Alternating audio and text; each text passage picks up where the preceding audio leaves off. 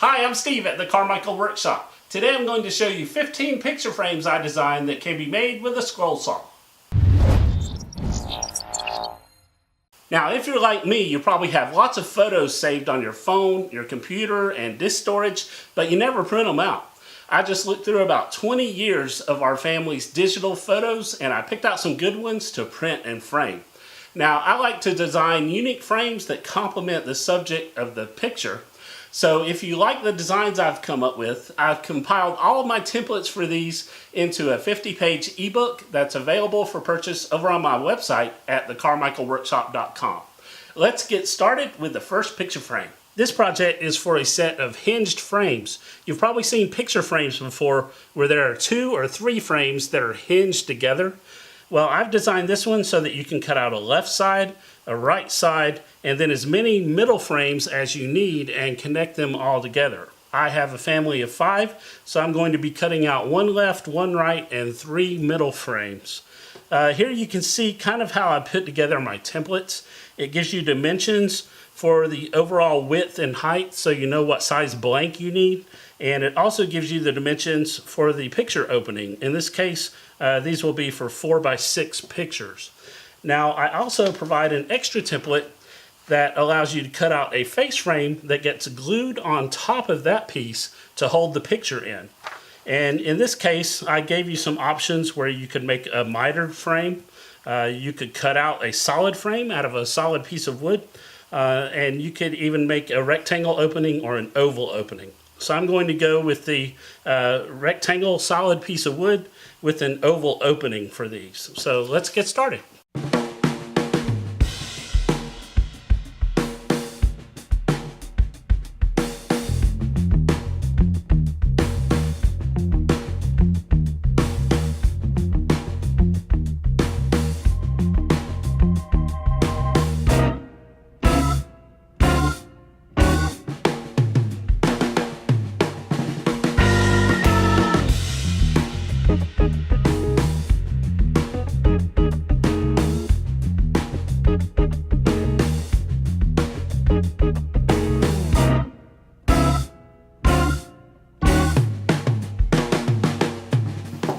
For this hinge frame, I used some scrap pieces of 3/4 inch maple and some 3/16 inch thick walnut for the face frame.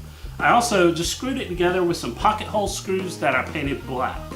Now, I like to use the clear acrylic for the front of the picture frames. It's readily available at the big box store. It's easy to cut to size on the table saw or bandsaw or even the scroll saw.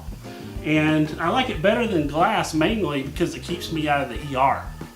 This is a simple curved frame that holds a 4x6 photo, and you could hang it on the wall, but I left the bottom of it straight because I'm going to glue it onto about a 2-inch wide board so it'll stand up on a table or shelf. And you'll notice all these picture frames I designed so you don't have to use a router to cut a rabbet in the back. You just glue on some sort of face frame to hold the picture in. In this case, I'm going to make a mitered frame out of thin strips and just glue it onto the front so that it'll hold the picture in.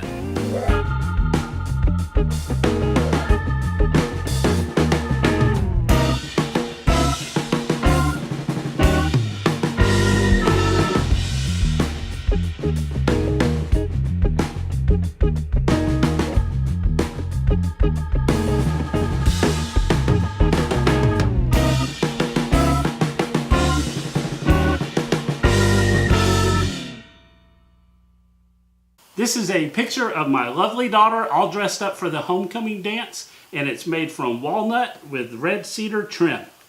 This is a captain's wheel picture frame, and it's good practice for cutting out circles on the scroll saw.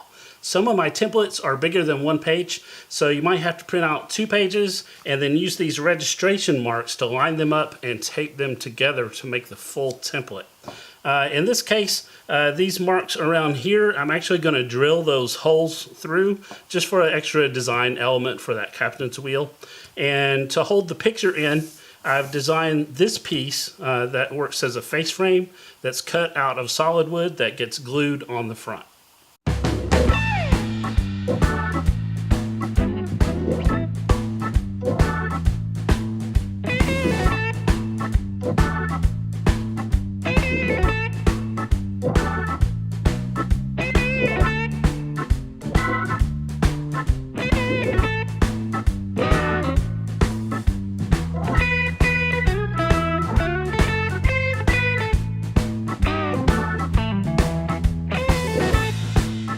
This is a picture of me and my wife at Port St. Joe, Florida on the boat docks. I thought it was fitting for the captain's wheel.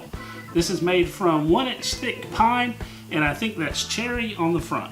There are lots of ways to secure a picture in the back of a frame. I've used hot glue, window glazing points, brad nails, and even tape, but I recently ran across this Logan point driver tool. It shoots those little tabs into the side of the frame that you can always bend up if you want to replace the photo and bend them back down. It's really neat. I got this one online for $50, and the points that it shoots out, you can get 600 for $5. So if you make a lot of picture frames, this might come into handy. You might notice in my videos, since my picture frames are so small and it won't sit flat inside the picture frame to shoot the point out, I'm using this little piece of wood as a spacer to raise it up a bit, and that's so it shoots the point into the side of the frame instead of into the backer board. This is a rocket frame that I thought kids would love. Basically, you cut out this shape and it's got a 2 1/4 inch square opening for a picture. And what you do is you cut this ring out of a solid piece of wood and glue it around that square opening so it holds the picture in. And then this piece here are additional fins with a notch that you can turn sideways and slide it onto this piece so that the rocket stands up on its own.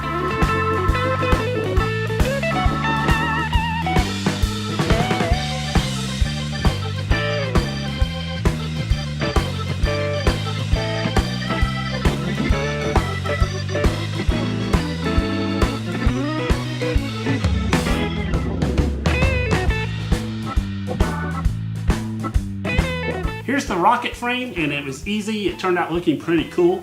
I used 3/4 inch pine for this, and my template is designed for 3/4 inch thick lumber because of those notches. So if you use a different thickness of wood, you'll have to adjust the size of those notches so they fit correctly. I used a ring of walnut to hold the picture in, and that's a picture of me wearing some goofy goggles. I think this one would look really cool if you painted it white, then painted the fins and the tip red, and painted this ring around the picture blue. This is a picture frame clock that you can put on your desk at work. And the main board has 2 cutouts, one for a 4x6 photo and a round one for a standard 2 3/4 inch clock fit up that you can get at a hobby store or order online. I'll provide a link to that clock. The face frame for it can be cut from thinner wood and glued on top of it.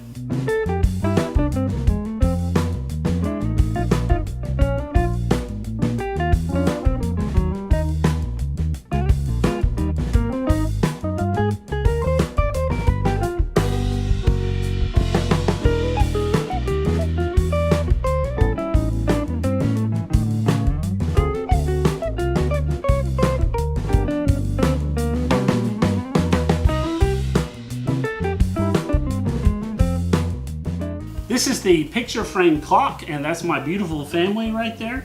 It's made from maple with walnut trim. I did glue it onto a walnut base so it sits nicely on the desk. This is the clock insert that I used, and depending on how well you cut that hole out, it might fit a little loose. So just do what I did and use some dabs of hot glue to hold it in. Just be careful not to glue together the battery door compartment. I like to use thin plywood for the backer boards for the picture, and it's a good idea since a lot of these are 4x6 size. You can cut out the backer board and the clear acrylic at the same time, and it'll save you some setup time over at your saw and lots of cutting time. I call this one the gravity defying picture frame, and you'll just have to wait to see what I mean by that. The backboard is going to be cut from 1-inch thick pine, and then the face frame is going to be cut from thinner lumber and just glued on top. And then there's some magic that's going to be done to make this turn out the way I think it will.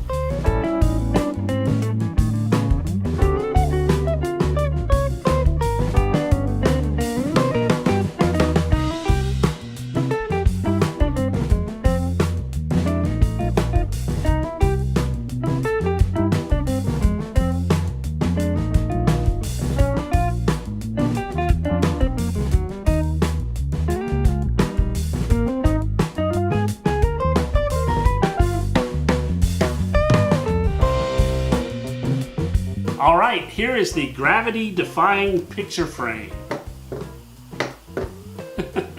It's got some pictures of my kids' Halloween costumes in it, and the secret to it is that this side over here has some pieces of flat bar steel that weight it down and hold these other two frames on this side up in the air. I've also done this before a long time ago in an old video where I used fishing sinkers behind the picture on this side, and that worked as well. This frame has diamond cutouts around it, and the opening is almost a 5x7. It's 5 by 6 3/4, and it is a 2-page template, so you will need to use the diamonds and the diamonds here in the middle and the crosshairs to line them up and tape the template together. And then for the face frame, you can either cut this out of a solid piece of wood or just do a mitered frame around it.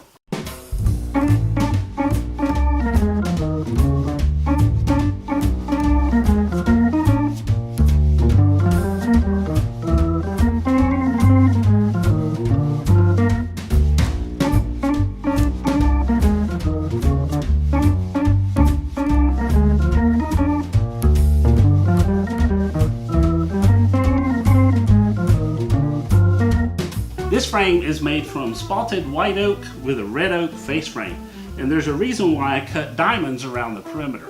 There's a story behind this photo. So my daughter is going to school picture day, and she goes and gets her picture made, comes home, we get the pictures back 2 or 3 weeks later, and my wife notices that she's wearing her diamond wedding ring in the picture. So apparently my daughter wanted to look nice in her picture. So she borrowed my wife's diamond wedding ring, got her picture taken, came home and put it back where she got it. To this day, she still denies doing it. This is a circle frame that I designed to be hung up by the front door. I put a mark here where you can drill a hole and insert a peg for a coat or a keychain. I think I'm going to put some brass cup hooks on mine for keychains, but this is the backer board, and this ring will be the face frame.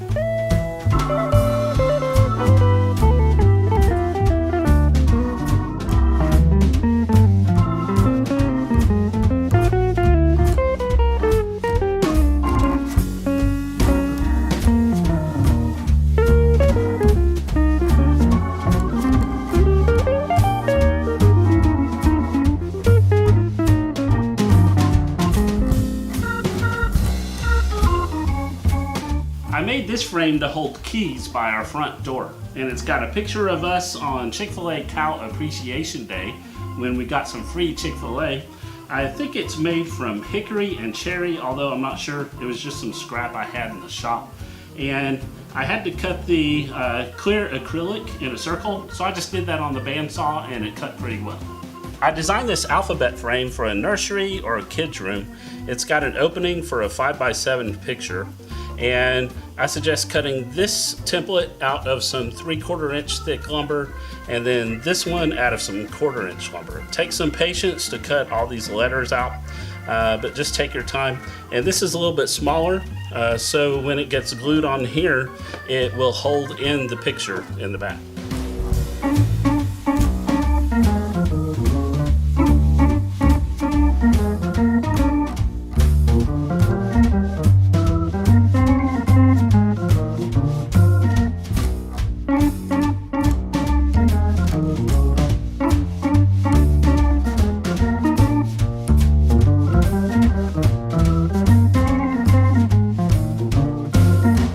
This frame is made from maple with a red cedar front, and I really like that color combination. I'm going to hang this one on the wall, so I attached a sawtooth picture hanger on the back. And I just love this picture of my daughter because her shoes are on the wrong feet. I call this one the picture cube. You'll cut out a top piece, 2 long sides and 2 short sides out of 1/4 inch lumber, and then glue them together in the shape of a cube with no bottom. Now, it's important to use 1/4 inch lumber because the measurements are adjusted to account for that 1/4 inch thickness of the lumber, so that when you glue it together, all of the sides come out to 6 by 6 inches.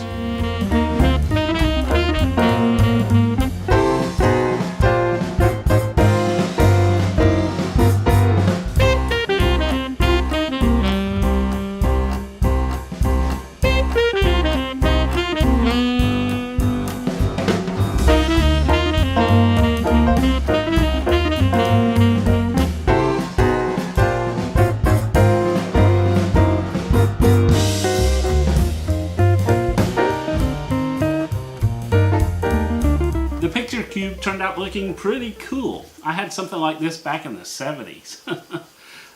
It's made from 1/4-inch walnut, and you just have to be careful and line everything up when you're gluing it together, and then just sand it all flush around the corners.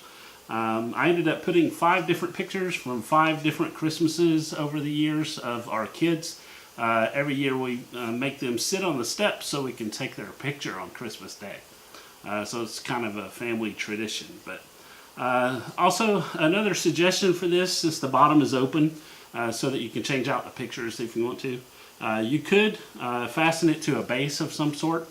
Or, if you wanted to get creative, you could even put like an LED light in there, and it would light up the pictures from the inside and make some sort of lamp out of it too. So, just another idea. Get creative with it. The next 5 picture frames are designed for sports or music-related photos. They're all pretty much the same design, except there's a different type of ball or music note cutout that's attached to the picture frame. There's an opening for a 4x6 photo, and I'm going to cut these out of 3/4-inch lumber, glue on a face frame, and then glue them onto a base so it'll stand on a table or shelf. And I've got one for baseball, basketball, football, soccer, and a music note for those band students or rock stars out there.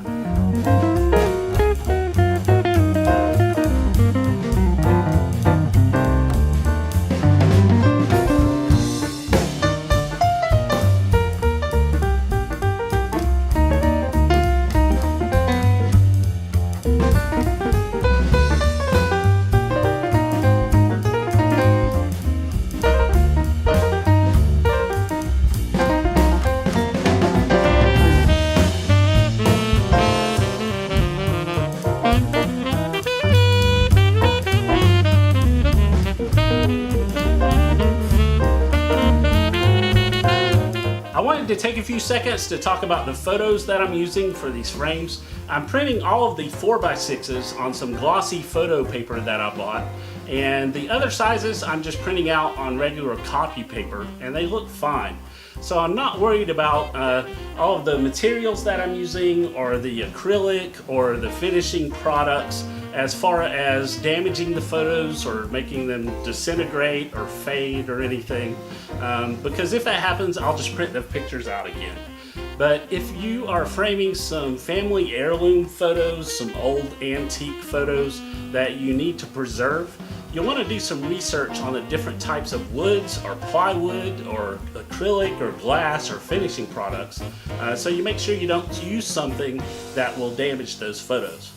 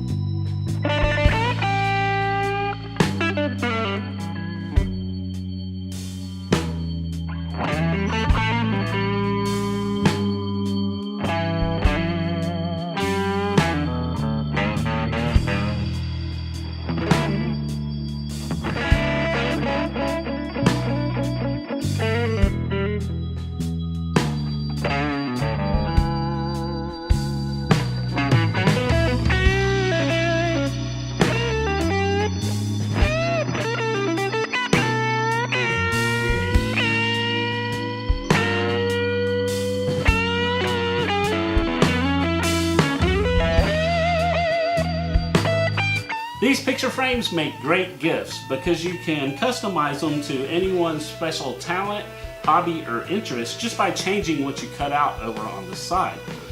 You can search Google Images for clip art, copy and paste it into Word, size it the way you want it, print it out, and just tape it over my template.